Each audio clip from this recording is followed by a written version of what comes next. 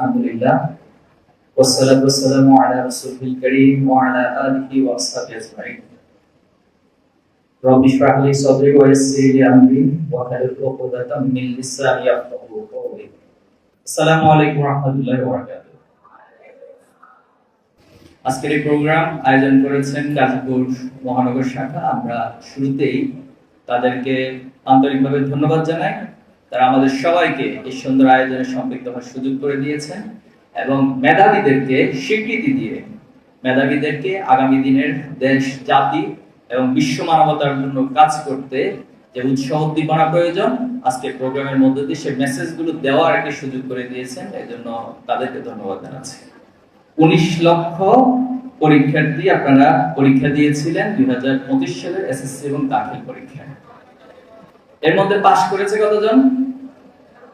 13,03,000।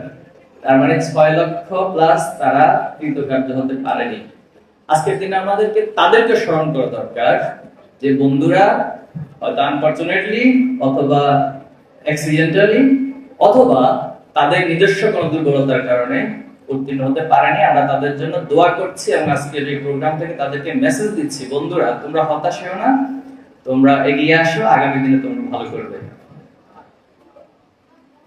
এরপরে যেটা বলবো যে এই 13 লক্ষ থেকে জিপিএ 5 দিয়েছে কত?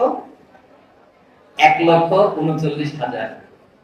তো এই 1,39,000 এর মধ্যে হচ্ছে আপনি পার্সোনাল একটা ইন্ডিভিজুয়াল সত্তা, আপনার জিপিএ 5 দিয়েছে। এজন্য আপনাদেরকে কংগ্রাচুলেশন আবারও জানাচ্ছি, সবাইকে আবার অভিনন্দন। এখন আসুন, আপনি এখন যে পজিশনে আছেন এখান থেকে আর অনেক দূর আপনাকে যেতে হবে। আপনার সামনের রাস্তা এখনো অনেক বিশাল। জাস্ট একটা রাস্তা কথা বলি, আপনারা এখানে যারা আছেন নিঃসন্দেহে এইচএসসি এবং ইন্টারমিডিয়েটে ভালো ফলাফল করবেন সে প্রত্যাশা রাখছি। বাট এইচএসসি এবং ইন্টারমিডিয়েটে ভালো ফলাফলের পর যে টার্গেটটা সবারই থাকে, প্রত্যেক মেধাবী শিক্ষার্থী থাকে, সেটা হলো তিনি একটা পাবলিক ইউনিভার্সিটি অথবা সরকারি মেডিকেল অথবা কোনো এক জায়গায় ভর্তি হবে। সবার আছে না ইচ্ছা? কিন্তু মজার বিষয় হচ্ছে এই 1,39,000 জন্য বাংলাদেশে পাবলিক ইউনিভার্সিটি এবং মেডিকেলে কোনো আসন নেই সবার জন্য। তাহলে কত আসন আছে? পাবলিক ইউনিভার্সিটিতে আসন সংখ্যা 57,099টি আসন। সকল পাবলিক ইউনিভার্সিটি একবারে বুয়েট থেকে শুরু করে ঢাকা ইউনিভার্সিটি থেকে শুরু করে যতগুলো কত আছে বলুন? 57,099টি। সবগুলো সরকারি মেডিকেল যোগ করলে সেখানে আসন সংখ্যা দাঁড়াচ্ছে 4,350। দুটো যোগ করলে কত দাঁড়াচ্ছে? 61,449। আর আপনি এ প্লাস পেয়ে বসে আছেন কতজন? তাহলে বাকিদের অবস্থা কি হবে? বাকিদের জন্য আল্লাহ রাস্তা বের করে দিবে সময়ের মধ্যে ইনশাআল্লাহ। তো এই পরিসংখ্যানটা আপনাদেরকে বলার উদ্দেশ্য হচ্ছে কতটা কম্পিটিশনের মধ্য দিয়ে আপনাকে যেতে হবে। 19 লক্ষ থেকে 13 লক্ষ, 13 লক্ষ থেকে 1 লক্ষ, 1 লক্ষ থেকে আবার সেটা এসে দাঁড়ালো 61,000। সেখানে আপনাকে একটা আসন যদি নিশ্চিত করতে না পারেন, সেদিন যে হতাশাটা আপনার মধ্যে তৈরি হবে, এই বিষয়ে আজকে আপনাকে সতর্ক হতে হবে, আপনাকে সচেতন হতে হবে। পারা যাবে ইনশাআল্লাহ। এই প্রোগ্রামের আয়োজন শুধুমাত্র আপনাদেরকে একটা ক্রেস্ট, কিছু গিফট আইটেম, একটা ফুল, একটা উত্তরীয়, যাওয়ার সময় একটা খাবার বক্স থাকবে, তো এর মধ্যে দিয়ে শেষ না, বরং আপনার মাঝে একটা দায়িত্ব তুলে দেওয়া হচ্ছে, দায়িত্ববোধকে জাগ্রত করে দেওয়া হচ্ছে, কিছু মেসেজ দেওয়া হচ্ছে যে আপনাকে where you have to go, আপনাকে কোথায় যেতে হবে।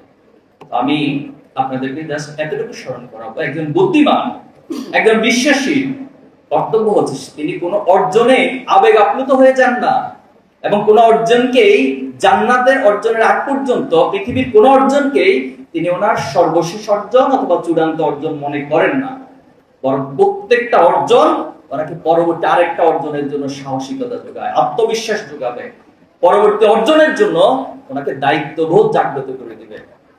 তাহলে আমরা পারবো সেভাবে নিজেকে তৈরি করতে ইনশাআল্লাহ। আপনার লাইফটা কখনো সমান্তরাল ভাবে যাবে না। প্রত্যেকটা মানুষের জীবনে একটা উত্থান পতন থাকে। আপনি এই এসএসসি পর্যন্ত আসতে দেখবেন অনেক সময় আপনাকে কান্না করতে হয়েছে, কোন একটা পরীক্ষায় হয়তো একটু খারাপ করে হয়েছে না, আবার অনেক পরীক্ষা ভালো করে আপনি আনন্দে উদ্বেলিত হয়েছে। আপনার লাইফের মধ্যেও আপনি অনেক দিন অনেক অনুভূতি জাগ্রত হয়েছে যেটা আপনাকে কষ্টে একেবারে ধুমড়ে মুছড়ে ফেলেছিল। যেটা আপনার ফ্যামিলিগত লাইফ হইতে পারে, একাডেমিক লাইফ হইতে পারে, টোটাল ফ্রেন্ডস যে কমিউনিটি রয়েছে, বন্ধু বান্ধব, তাদের মধ্যে হইতে পারে, অনেক ক্ষেত্রে ঘটেছে। এজন্য আল্লাহ তাআলার একটা নীতিমালা আছে কোরআনে, ইন্না মাআল উসরি ইউসরা বা ইন্না মাআল উসরি ইউসরা। অর্থাৎ একটা জিনিস কঠিন হয় আবার সহজ হয়, আবার সহজ হয় আবার কঠিন হয়। তো আমাদেরকে এই বাস্তবতাটা উপলব্ধি করতে হবে আজকের এই প্রোগ্রাম থেকে।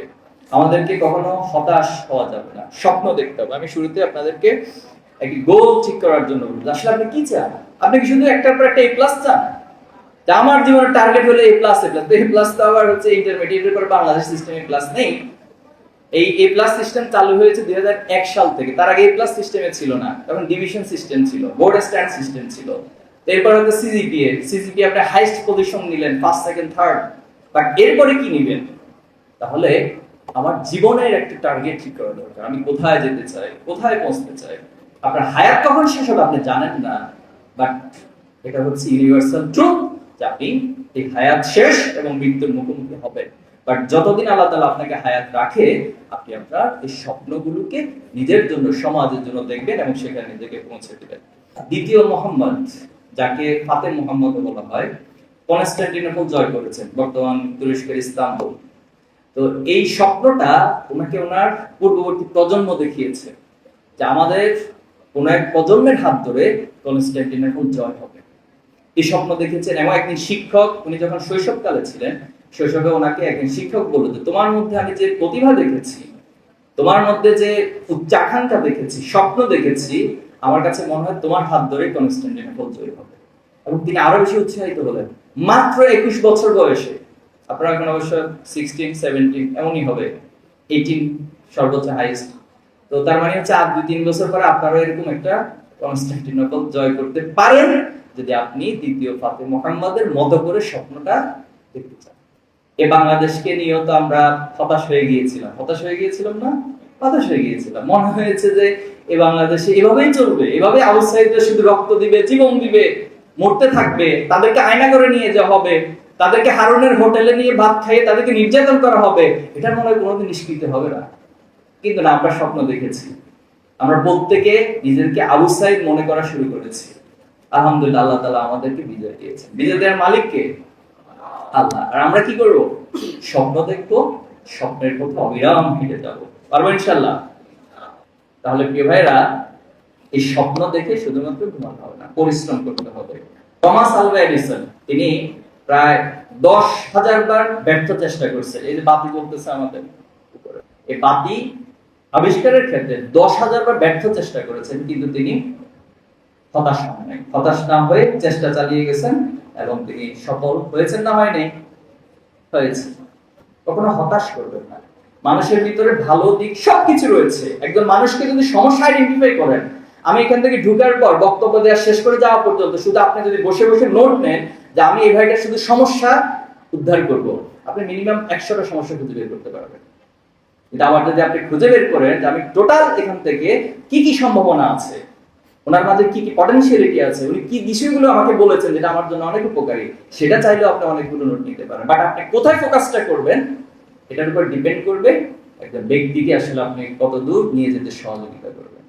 তাহলে প্রিয় শিক্ষার্থী বন্ধুরা, আমরা এই স্বপ্ন দেখবো এবং স্বপ্নের পথে আমরা অবিরাম হেঁটে যাব, এই আশা আমরা ব্যক্ত করছি। আজকে একটা উদাহরণ দিচ্ছি এই প্রসঙ্গে, যে এভারেস্ট একটা সময় মানুষের কল্পনার বস্তু ছিল। এত বিশাল উঁচু একটা জায়গায়, পৃথিবীর সর্বোচ্চ প্রবল সুন্দর, কেমনে উঠবে মানুষ? সেখানে অক্সিজেনের অপ্রতুলতা রয়েছে, ওয়েদারের সমস্যা রয়েছে, সেখানে উঠলে মানুষ নিশ্চিত মারা যাবে। কিন্তু 1953 সালে প্রথম দুইজন ব্যক্তি একসাথে উঠলেন। একজন ছিলেন নেপালের তেনজিং নোরগে, আরেকজন ছিলেন নিউজিল্যান্ডের এডমন্ড হিলারি, জয় করে ফেললেন।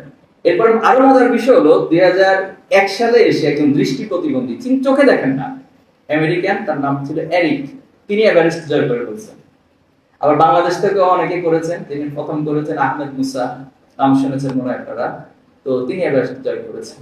একটা সময় যেটা মানুষের কাছে অসম্ভব মনে হয়, অকল্পনীয় মনে হয়, শুধুমাত্র মানুষের এই প্রচেষ্টা, পরিশ্রম তাকে সেখানে যেতে সহযোগিতা করে। তাহলে আমরা এইভাবে করে স্বপ্ন দেখতে পারবো ইনশাআল্লাহ? শুধু স্বপ্ন দেখবো না, পরিশ্রমও করবো? পরিশ্রম করবো ইনশাআল্লাহ। আর একটা উদাহরণ দিয়ে শেষ করবো, সেটা হলো নজরুলের বিদ্রোহী কবিতা শুনেছেন আপনারা একটু আগে, আবেগী শুনেছেন, তালে গিয়েছেন। এই নজরুল খুব বেশি ধনী পরিবারে জন্ম নিয়েছিলেন। ওনার বাবা ছিলেন মসজিদের ইমাম এবং শৈশবে ওনার বাবা ইন্তেকাল করেছেন। এই শৈশব থেকে যখন ওনার বাবা ইন্তেকাল করেছেন, তিনি বিদ্যালয় থেকে চলে আসছেন। প্রাথমিক বিদ্যালয় ছেড়ে চলে এসে তিনি একটা দোকানে, রুটির দোকানে, চা দোকানে চাকরি নিয়েছিলেন। একটা রুটির দোকানে, দোকানে চাকরি নেওয়া একজন ব্যক্তি আজকে বাংলাদেশের জাতীয় কবি। এবং কি শুধু জাতীয় কবি, এটা শুধু শুধু ডেজিগনেশন, অতীতে যেটা হয়েছে চেতনা বিভিন্ন ডেজিগনেশন দিয়ে শেষ করে দিয়েছে না, বরং তিনি বিদ্রোহ কবিতার মতো এক একটা শব্দ মানে প্রলয়ঙ্করী ঘূর্ণিঝড়ের মতো মনে হবে আপনার কাছে, আগ্নেয়গিরি লাভার মতো মনে হবে এক একটা শব্দ প্রয়োগ। বলবীর চির উন্নত মম শির, শির নেহারি আমার ইনত শির, ওই শিখর হিমাদ্রি, এক একটা শব্দের গাঁথুনি চমৎকার গ্রহণ করেছে। সংকল্প কবিতা পড়েছেন নিঃসন্দেহ। থাকবো না কেউ বদ্ধ করে, দেখবো এবার জগৎটাকে কেমন করে ঘুরছে মানুষ যুগান্তরের ঘূর্ণিপাকে। এই যে এক একটা শব্দ মানে আশার সঞ্চার করা জাতির মাঝে এবং অন্যায়ের প্রতিবাদের ক্ষেত্রে একটা দৃঢ় ভূমিকা। আজকে যে আবু সাইদকে আমরা সাহসিকতার প্রতীক হিসেবে দেখছি, আবু সাইদরা এই নজরুলদের কবিতা পড়ে, আমরা যারা এখানে আছি এই নজরুলদের কবিতা পড়ে এই অন্যায়ের বিরুদ্ধে সাহসিকতা প্রদর্শনের সাহস আমরা পেয়েছি।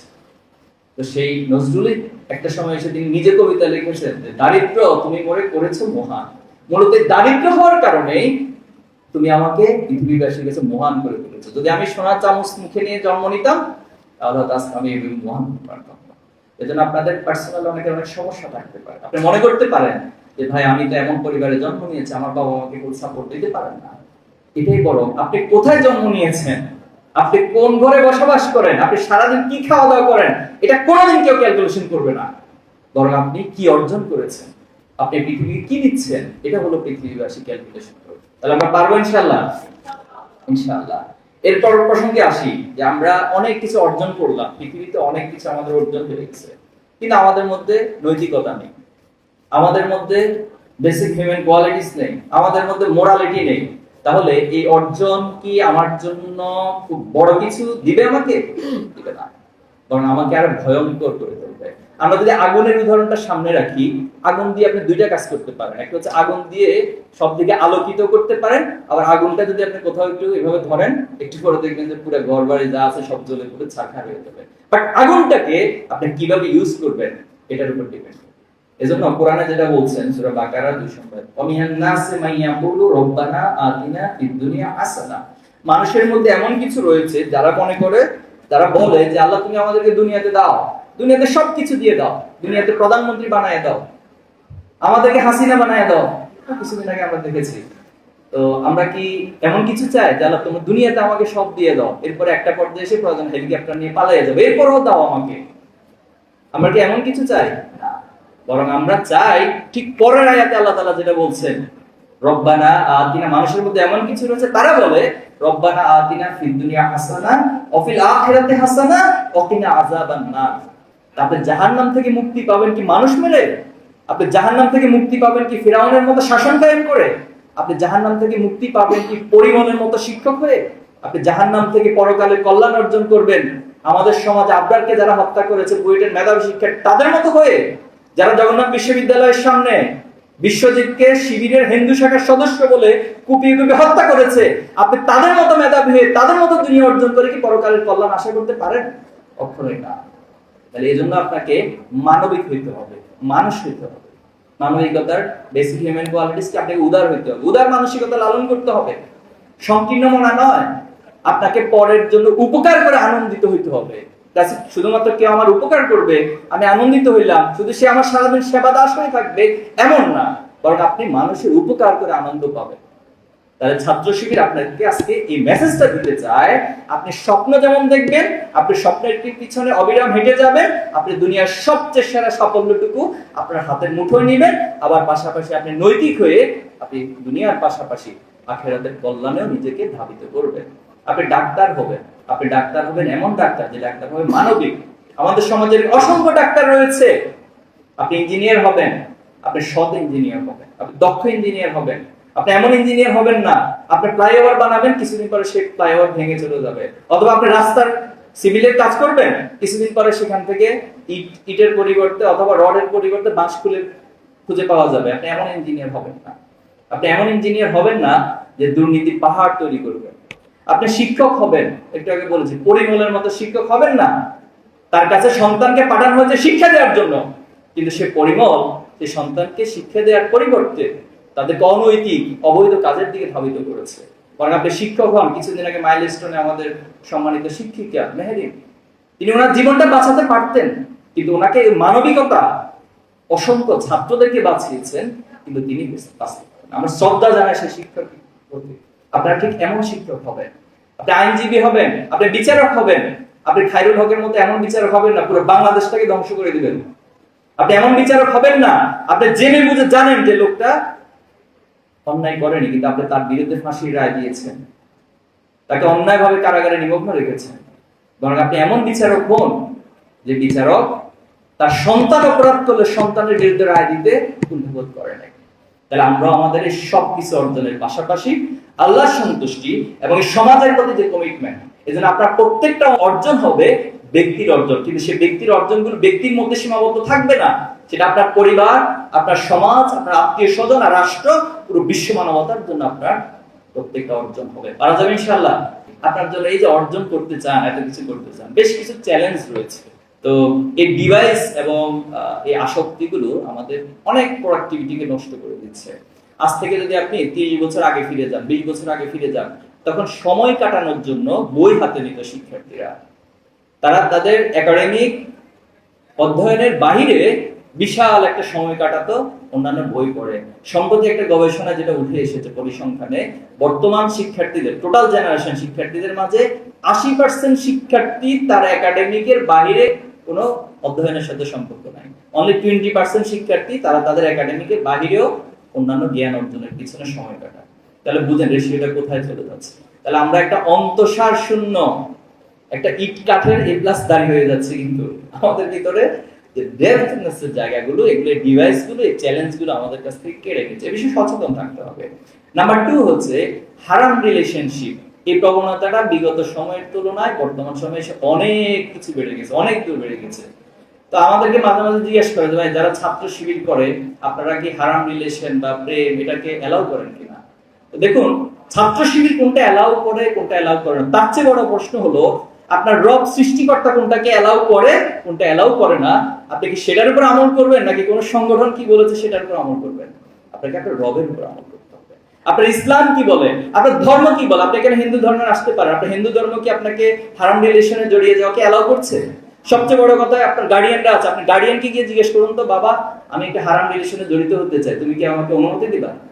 এবার আসেন, এখন তো হাসছেন, আপনারাও তো কোনো একদিন বাবা মা হবেন।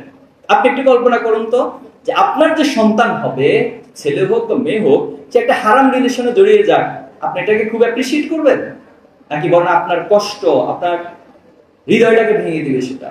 তাহলে ঠিক এখান থেকে আমাদেরকে শিক্ষাটা নিতে হবে যে জিনিসটা আমার জন্য ক্ষতিকর, যে জিনিস আমার বাবা চায় না, যে জিনিস আমার মা চায় না, যে জিনিস আমার সৃষ্টিকর্তা চায় না, সমাজ সাপোর্ট করে না, তাহলে সেই জিনিসটা আমি কেন সাপোর্ট করবো, কেন এলাও করবো?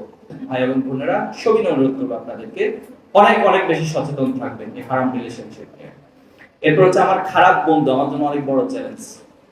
এই খারাপ বন্ধুর মধ্য দিয়ে মূলত শয়তান আমাকে প্ররোচনা দেয়, আমাকে একটা জায়গা থেকে আরেকটা জায়গায় ধাবিত করে নিয়ে যায়। খারাপ বন্ধু সম্পর্কে সচেতন খেয়াল করবেন যে আমাকে আমার বন্ধু কোন গাইডলাইনের দিকে নিয়ে যাচ্ছে, পরামর্শটা কোন দিকে নিয়ে যাচ্ছে, আমাকে কি ভালো হওয়া, আমাকে দিন দিন সমৃদ্ধ হওয়ার দিকে নিয়ে যাচ্ছে, নাকি আমাকে খারাপের দিকে নিয়ে যাচ্ছে। এই চিন্তা করে বন্ধুর সাথে সম্পর্ক রাখবেন অথবা সম্পর্ক কাট করে দিবেন। পারবেন ইনশাআল্লাহ। আপনার জীবনে আমূল পরিবর্তন ঘটবে জাস্ট একটা সিদ্ধান্ত যদি নিতে পারেন। বন্ধুকে অবজারভেশন করবেন, বন্ধু কোন দিকে আমাকে নিয়ে যায়, এরপরে ডিসিশন নেন সম্পর্ক থাকবে কি থাকবে না।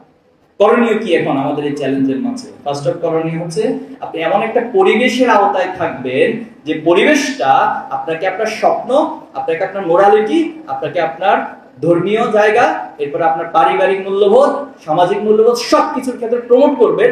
এরকম একটা পরিবেশে সবসময় থাকার চেষ্টা করবেন। এক্ষেত্রে একটা হাদিস আছে, মজার একটা হাদিস, যে প্রত্যেক বনি আদম দ্বীনি ফিতরাতের উপর জন্ম নেয়, তারা ভালো হয়ে জন্ম নেয়, কিন্তু তার পরিবেশটা তাকে হচ্ছে আস্তে আস্তে হয়তো খারাপের দিকে নিয়ে যায় অথবা ভালো থাকতে সহযোগিতা করে। ইসলামী ছাত্র শিবির আজকে আপনাদেরকে সেই পরিবেশটা দিতে চায়। ইসলামী ছাত্র শিবিরকে আপনি বাহিরে যতটুকু না দেখছেন, তার ইন্টারনাল বিউটিটা তার চেয়ে অনেক অনেক বেশি যারা ছাত্র শিবিরের সাথে সম্পৃক্ত হয়েছে ব্যক্তির জায়গা থেকে, পরিবারের জায়গা থেকে তারা উপলব্ধি করতে পারে যে এটা সৌন্দর্যটা কত বেশি। আমরা আপনাদেরকে সেই পরিবেশের দিকে আহ্বান করছি। তা আমি তো অবাক হচ্ছি, আপনারা তো আবু সাইদের চেয়ে মারাত্মক সাহসী, শিবির রক কাটে, এটা জেনে শুনে আপনি রেজিস্ট্রেশন করে আজকের এই প্রোগ্রামে আসছেন। কিভাবে আসছেন? মানে আপনারা তো পৃথিবীর সব রেকর্ড ভঙ্গ করে দিচ্ছেন। জানেন যে শিবির রক কাটে, এরপরে শিবিরের প্রোগ্রামে এসে খুব মানে স্বাভাবিকভাবে বসে আছেন, একটু অস্থিরতা চেহারার মধ্যে নাই। কিভাবে সম্ভব? তাহলে এই যে আমাদের বিষয়ে অপবাদ, আল্লাহ রাসূলুল্লাহ সাল্লামকে এরকম অপবাদ দিতেন, যখন পাগল বলতেন আল্লাহ রাসূলুল্লাহ সাল্লামকে, আল্লাহ রাসূল কষ্ট পেতেন না, হাসি দিতেন, মুচকি হাসি দিতেন। আমাদেরকে রক কাটা বললে আমরা কষ্ট পাই না, আমরা মুচকি হাসি দিয়ে দিই তাদের দিকে। এবং সমাজের মানুষগুলো পাগলটাকে দেখতে যেত, দেখে আসে পাগলটা কেমন। আল্লাহ রাসূলুল্লাহ সাল্লামকে পাগল হিসেবে, পাগল প্রচারণা দেখতে গিয়ে অসংখ্য মানুষ আল্লাহ রাসূলুল্লাহ সাল্লামের প্রতি ঈমান এনেছে। আমাদেরকে বলা হয় গুপ্ত, নতুন করে আবিষ্কার করছে শব্দ, মানে শব্দ আর খুঁজে পায় না, খুঁজতে পাইছে কি? গুপ্ত। আজকে নিঃসন্দেহে যারা এই শব্দগুলো বলে তারা এখন খুঁজে দেখবেন বাংলাদেশে এই মুহূর্তে কোনো নিউজ হয় খুঁজে পাবেন কোন একটা চাঁদাবাজি, কোন একটা স্ট্যান্ড দখল করার কাজে তারা ব্যস্ত আছে। আর ঠিক ইন দ্য সেম টাইম ছাত্র শিবিরকে গুপ্ত বলা হয়। ছাত্র শিবির গাজীপুর মহানগরীর মতো এরকম একটা ওপেন প্লেসে সবাইকে আমন্ত্রণ জানিয়ে শিক্ষার্থীদের আগামী দিনের দেশ গড়ার, জাতি গড়ার, পৃথিবী গড়ার জন্য পরামর্শ দিয়ে যাচ্ছে। This the difference. তো এই সমস্ত বস্তা পচা শব্দ প্রয়োগ এবং বস্তা পচা রাজনীতি এই জেনজি এবং জেন আলফা প্রত্যাখ্যান করেছে 2024 সালের আগস্টে। তাহলে আমরা গঠন করে আসি, অনেক সময় নষ্ট হয়েছে এই সমস্ত কাদা ছোটাছুটি করে, নোংরামি করে। আমরা আহ্বান জানাই, আমরা যারা আমাদের বিরোধিতা করে, বিশ্বাস করেন আমরা কখনো তাদের খারাপ চাই না। যে ওমর রাদিয়াল্লাহু তাআলা আল্লাহ রাসূল সাল্লাল্লাহু আলাইহি ওয়াসাল্লামকে হত্যা করার জন্য খোলা তরবারি নিয়ে বের হয়েছিলেন, সে আল্লাহ রাসূল সাল্লাল্লাহু আলাইহি ওয়াসাল্লাম বসে আল্লাহর কাছে দোয়া করেছেন যে আল্লাহ তুমি ওমরকে কবুল করো। সে ওমর তরবারি নিয়ে বের হয়ে আসার পরেও সে তরবারি আল্লাহ রাসূল সাল্লাল্লাহু আলাইহি ওয়াসাল্লাম পায়ের কাছে রেখে ইসলাম কবুল করেছেন। এটা আমাদের ইতিহাস। আমাদেরকে নারী বিদ্বেষী বলা হয়, বোনরা খেয়াল করবেন যে শিবির মানে হচ্ছে নারীদেরকে দরজার বাইরে ঘর থেকে বের হইতে দিবে না। আপনারা বের না হলে এখানে আসছেন কিভাবে? এই যে প্রোপাগান্ডা গুলো, ইসলাম পৃথিবীতে নারীর সবচেয়ে বেশি সম্মান দিয়েছে। যে আরবের জাহিলিয়াতের সময় একটা কন্যা সন্তান জন্ম নেওয়া মানে হচ্ছে পিতামাতা তার জন্য সবচেয়ে লজ্জার কারণ মনে করত, এবং অসংখ্য কন্যা সন্তানদেরকে জীবিত হত্যা করা হয়েছে শুধুমাত্র সমাজের লজ্জার কারণে। এরকম অসংখ্য কেস সে জাহিলিয়াতের যুগে ছিল। আর ইসলাম এসে সেই নারীদেরকে সমাজের সবচেয়ে উৎকৃষ্ট হিসেবে। এবং আপনি দেখুন যখন আল্লাহ রাসূলুল্লাহ সাল্লাল্লাহু আলাইহি ওয়াসাল্লামকে জিজ্ঞেস করা হলো যে আমার কাছে সবচেয়ে সম্মানিত ব্যক্তিকে, আল্লাহ রাসূলুল্লাহ সাল্লাল্লাহু আলাইহি ওয়াসাল্লাম তোমার মা, এরপরে জিজ্ঞেস করলো তোমার মা, এরপরে কে? তোমার মা, এরপরে কে? তোমার বাবা। তার মানে একজন নারীকে এই মায়ের জায়গাতে কত বেশি সম্মান ইসলাম দিয়েছে। তার ছাত্র শিবির এই পরিবেশটা করে দিবে যেন কোনো বোনের দিকে, কোনো মায়ের দিকে কেউ কোনো অন্যায় দৃষ্টিতে চোখ তুলে না থাকে। আমরা সেই পরিবেশ এবং এই পরিবেশ তৈরি করার কারণে মূলত একটা বিশাল গোষ্ঠী আমাদের বিরুদ্ধে, কারণ তারা আর ফ্রি মিক্সিং করতে পারে না, তারা অন্যায় ভাবে দর্শনে সেঞ্চুরি করে উদযাপন করতে পারে না। এজন্য হচ্ছে তাদের যত সমস্যা শিবিরকে। অমুসলিম যারা আছেন এখানে দেখুন, অমুসলিমদের ক্ষেত্রে ইসলাম কতটা প্রায়োরিটি দিয়েছে। একদিন একজন বেদুইন এসে, অমুসলিম এসে মসজিদের মধ্যে প্রস্রাব করে দিল। আল্লাহ রাসূলুল্লাহ সাল্লাল্লাহু আলাইহি ওয়াসাল্লাম সবাই উদ্যত হলো তাকে ধরে, কিন্তু মসজিদে কেন প্রস্রাব করছে? অথচ আল্লাহ রাসূলুল্লাহ সাল্লাল্লাহু আলাইহি ওয়াসাল্লাম তাকে বলছেন তোমরা তাকে ছেড়ে দাও এবং সেটা তোমরা পরিষ্কার করে নাও পানি দিয়ে। কারণ সে তো বুঝে না ইসলাম কতটা সম্মান প্রদর্শন করেছে মুসলিমদের, তাদের অধিকার।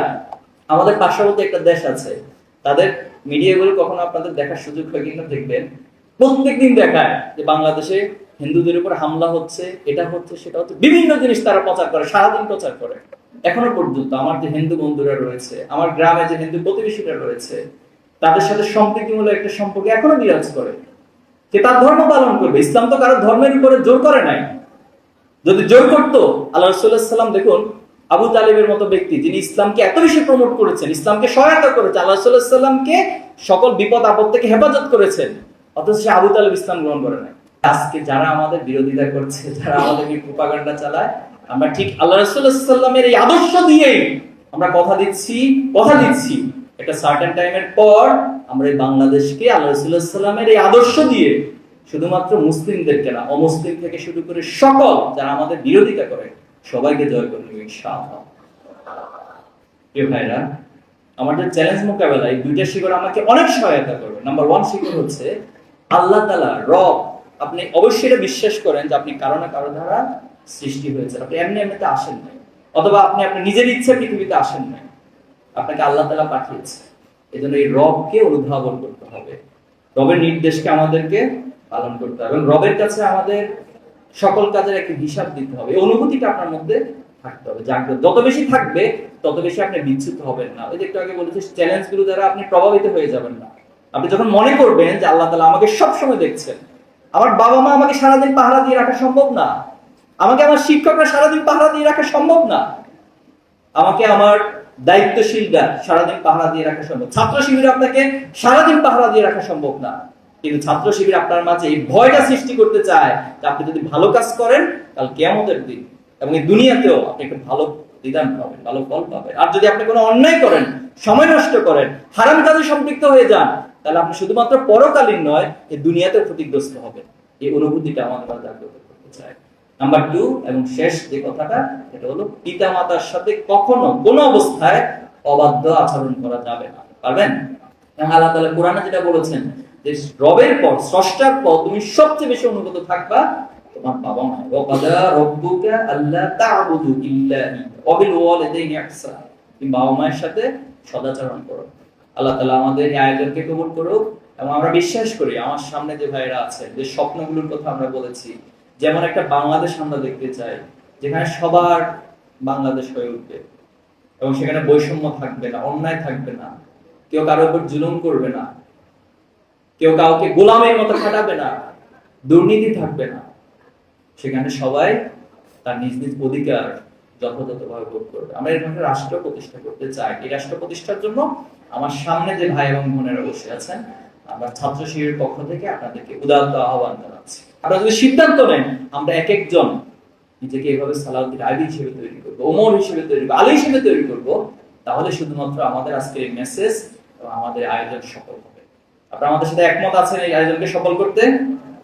তাহলে পারবেন নিজের লক্ষ্যে পৌঁছার জন্য আপ্রাণ প্রচেষ্টা চালিয়ে যেতে? আল্লাহ আমাদের সবাইকে তৌফিক দান করুক। এবং আমরা কাজী নজরুলের সেই কথা দিয়ে শেষ করছি, আমি সেই দিন হব শান্ত যেদিন উৎপীড়িতের ক্রন্দন রোল আকাশে বাতাসে ধরবে না। আমি সেই দিন হব শান্ত ইনশাআল্লাহ। আসসালামু আলাইকুম।